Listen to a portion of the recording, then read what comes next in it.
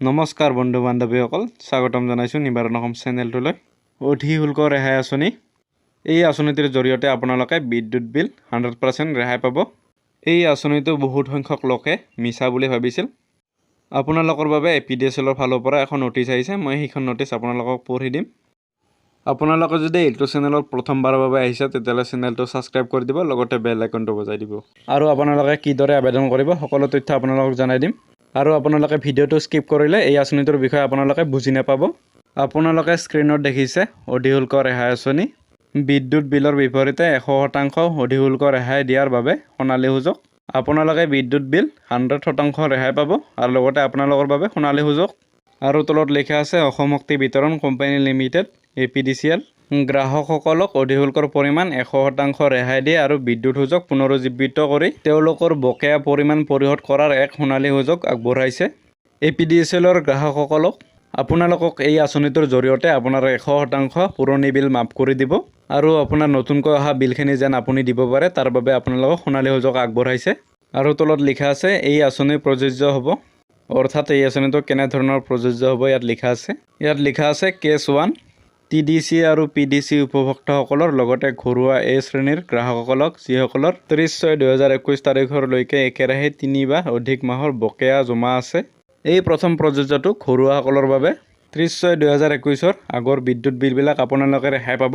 আৰু ইয়াত লিখা আছে 3 বা তাতকৈ অধিক। আপোনালোকক সহজ ভাষাত বুজাবলৈ হ'লে ধৰা হ'ল আপোনালোকে ফেব্ৰুৱাৰী মাহত বিল দিছিলে, এপ্ৰিল মে জুন মাহ আপোনালোকে বিল দিয়া নাই, তেতিয়াহ'লে আপোনালোকে 100% ৰেহাই পাব। যদি আপুনি 5 মাহ বিদ্যুৎ বিল দিয়া নাই তেতিয়াহ'লে 5 মাহৰ বিদ্যুৎ বিল আপোনালোকে 100% ৰেহাই পাব। আৰু দ্বিতীয়তে দিয়া আছে কেছ 2 PDC উপভোক্তাসকলৰ লগতে আন ল' টেনশ্যন আৰু হাই টেনশ্যন শ্ৰেণীসমূহৰ ঘৰুৱা A শ্ৰেণীৰ বাহিৰে যিসকলৰ 30/6/2021 তাৰিখলৈকে একেৰাহে 3 বা তাতোধিক মাহৰ বাবে TDC হৈ আছে। 2 নম্বৰ প্ৰযোজ্যটো এইটো ঘৰুৱাসকলৰ বাবে নহয়, যিসকলৰ দোকান আছে বা তেওঁলোকে বিজনেছৰ বাবে কানেকশ্যন লৈছে তেওঁলোকৰ বাবে। আপোনালোকক অলপ আগতে জনোৱাৰ দৰে PDC উপভোক্তা লগতে আন ল' টেনশ্যন আৰু হাই টেনশ্যন শ্ৰেণীসমূহো একেধৰণে আপোনালোকে ৰেহাই পাব, অৰ্থাৎ আপোনালোকৰ জুনৰ মাহলৈকে অহা বিদ্যুৎ বিল আপোনালোকে ৰেহাই পাব।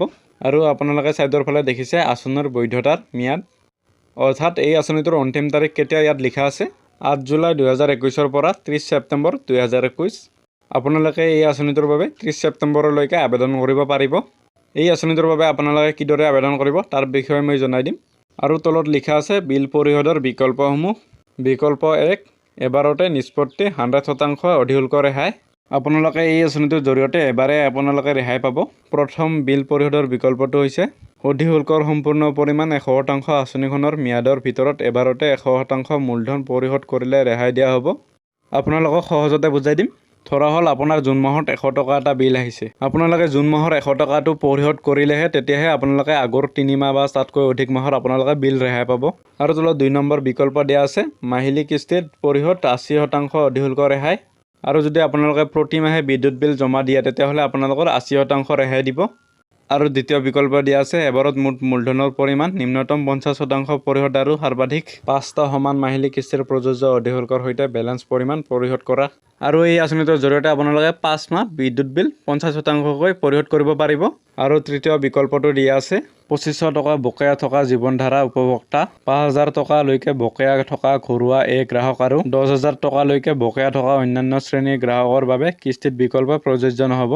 যিসকলৰ বিদ্যুৎ বিল 2500, 5000, 10000 টকালৈকে আহে, এই আঁচনিটোৰ জৰিয়তে তেওঁলোকে বিদ্যুৎ বিল কিস্তি হিচাপত পৰিশোধ কৰিব নোৱাৰিব। আপোনালোকক অধিক শুল্ক আঁচনিটোৰ বিষয়ে যিখিনি পাৰিছোঁ আপোনালোকক বুজাই দিছোঁ।